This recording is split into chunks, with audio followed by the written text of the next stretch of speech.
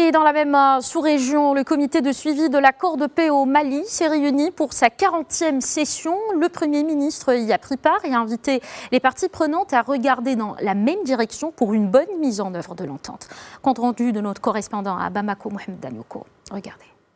Pandémie de Covid-19 oblige, la 40e session du comité de suivi de l'accord pour la paix s'est tenue en visioconférence avec les membres du gouvernement, les groupes armés signataires et la médiation internationale placée dans des salles distinctes au sein du quartier général de la MINUSMA.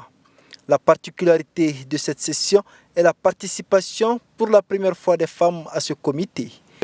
Notre société, comme n'importe quelle autre société dans le monde, société humaine sans dire, la moitié de l'humanité, ce sont les femmes. Donc un espace dans lequel elles n'ont pas leur représentante, on peut considérer que cet espace n'est pas tout à fait complet.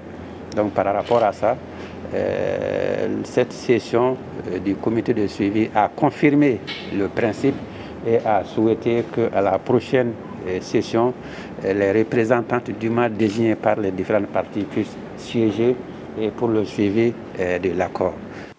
Après avoir sollicité l'appui des partenaires pour le financement de la stratégie spécifique de développement des régions du Nord, suite à la création de zones de développement et la mise en place du Fonds de développement durable, le Premier ministre Boubou Cissé a souhaité le renouvellement du mandat de la mission onusienne. Cet appui, vous l'avez apporté à travers la MINUSMA, dont le mandat arrive à terme. J'en appelle à son renouvellement eu égard à l'importance qu'elle représente pour la stabilité de notre pays. Je sollicite aussi davantage d'appui financier pour la réalisation des projets structurants sans lesquels les dividendes de l'accord ne seront pas au rendez-vous.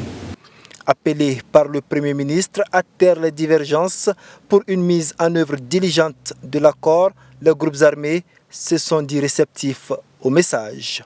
Cet accord, selon le Premier ministre, est un vaste projet d'aimant le futur réconcilié avec lui-même.